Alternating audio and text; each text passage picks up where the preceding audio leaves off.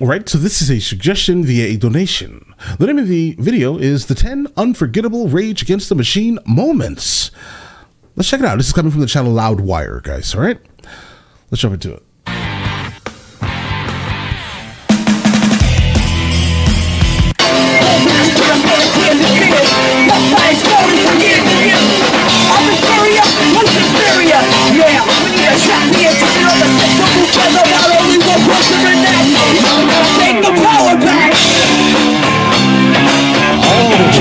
Why the name Rage Against the Machine? It just... Guys, but I'm sorry to interrupt this guy, bro. Listen, Rage Against the Machine is such like an interesting like hodgepodge of people with like overall different views of life and the ability to look back at like previous events in time and like bring them to the forefront and kind of teach history in a very interesting way. Like every single time we've broken down any type of Rage Against the Machine song, it just blew my mind, like the depths of research that has gone into creating a whole lot of songs that they've created. I do think that they're absolutely brilliant. I kind of wish that they, still would produce, brand new music at least, because I think they're needed now, just like they were needed in the 90s, right? But I do wish that they can kind of come back together. But let's jump into why the name seemed exists. Appropriate for that thing it is that we do. Right. Zach came up with the name. It was originally going to be Zach played in a hardcore band called Inside Out, and it was originally going to be the name of the next Inside Out record, but it seemed very appropriate for the kind of music we were playing and the attitude and the politics that we're coming across. So. I was wondering which machine the Rage is against. The entire machine. The fax machine, the pinball machine. Oh, okay. Machine can be anything from like from the police on the streets of Los Angeles who can pull motorists from their cars and beat them to a pulp and get away from it, to the overall international state capitalist machinery that tries to make you just a mindless cog and to have not to think critically and never to confront the system, but just to kind of behave and look forward to the weekend and the next 6-pack of beer. Rage Against the Machine bassist Tim Comerford was arrested after he disrupted the show by climbing part of the set. The next time they came out from commercial break, I wanted people to see destruction. This guy is rock and roll. He should be getting the award. It was just one of those things where, like, once I was up there, it's like, wow, now what are you going to do?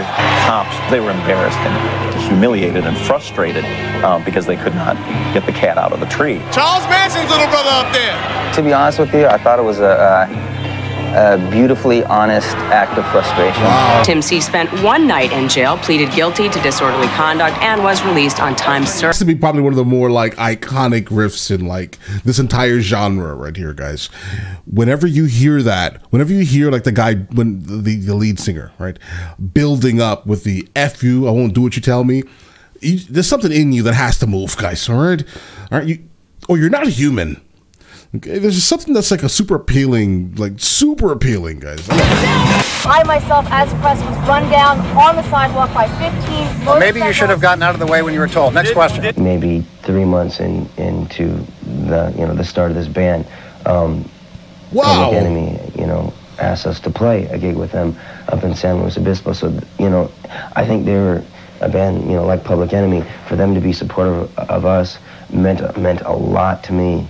Was a really cool thing, that they wanted us, to open for them, and they're really cool guys. They seem to be into, the same type of thing. Yeah. Otherwise, I don't think they would have had us playing with them.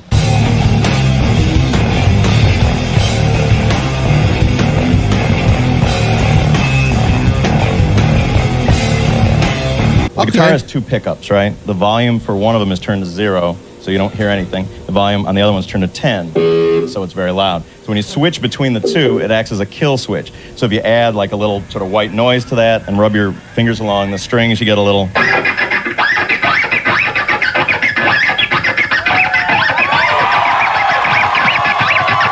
Oh, genius.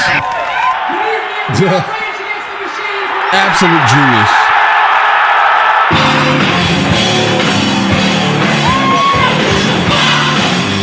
Like, oddly, I thought they were going to be speaking throughout this. Like, there was someone going to be narrating this, but I guess they were busy, right?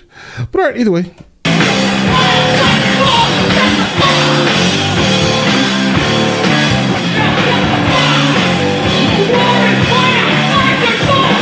living in the States, you're living in one of the most brutal societies in the history of the world. You know, the country who inherited the genocide of the Native American peoples, a country which participated in chattel slavery. You know, the only country in the world to use and drop an atomic bomb on another country, society. The country which murdered and enslaved millions in Southeast Asia. Bro, I respect the honesty and the obvious things. It's weird that we've kind of gone back in kind of time in terms of like censorship, at least. Like whatever time this was probably the last bit of like freeness, right? If that makes any sense, guys. It's like the last bit of freedom in terms of like freedom of speech type of thing. Because unfortunately, the majority of what he just said in terms of how he worded it is going to get flagged by YouTube as things you can't really say on YouTube these days, right? And this is a shame, but all right, let's get it. So I may have to censor that, just to let you guys know, specifically if it gets flagged. The country which murdered and enslaved millions in Southeast Asia resisted. We'll go forward. That is set up solely to profit a wealthy class, while the majority of the people toil and suffer and sell their labor power. So long as that system's only true motive is profit interest and not the maintenance and embetterment of the population to meeting human needs, then that society should not stand. It should be challenged and questioned and overthrown. Whoa. Okay, hold on, bro. Challenged, questioned, absolutely. All right. But the concept of like overthrowing, hold on. But I do think that you cannot honestly be like a true red-blooded American, right? If you just go with the flow. All right. I think that it is absolutely mandatory to question the motives and actions of your mother being, of course, the United States of America, not just America, just, let's say it correctly, right? The United States of America, right? So like, keep this in mind, all right? It is our duty as red-blooded Americans to question our mother at times and be able to look at it, look at her, odd sometimes. It's okay. It's okay. We still love her. She's a mother, right? And so that's kind of how I look at it very specifically, at least, right? I would consider myself, somewhat of a patriot here, right? But I am fully aware that it is absolutely mandatory to question at times, guys, right? Just don't be complacent. Let's continue.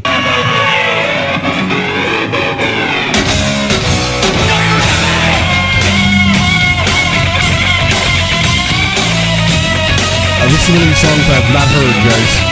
So please tell me in the comments what that is, because listen, we have not encountered the entire catalog from Rage Against the Machine here on the channel. I think we've gone through about 15 of their songs or so, and they've all been pretty much super politically charged. So that's how I kind of learned to kind of love them, guys. But I have not heard everything though. Absolutely. It's an unforgettable moment. Okay, well that's it. I don't understand the video you suggested to me, guys. Why are these the most unforgettable moments? I mean, if you're gonna put together a compilation like this, at least explain some things, right? But either way, I've spoken enough throughout the video, guys, on my overall standpoints in terms of how they exist and all these things here. Absolutely love them, but I just would like to know why these were unforgettable. They may have had more moments. I feel like they've had more than 10, right? Either way, listen, let me know in the comments of the next thing from them that I should be listening to or checking out, and I will get into that as soon as I possibly can, all right? Listen, you guys all have an absolutely amazing day. Enjoy it thoroughly.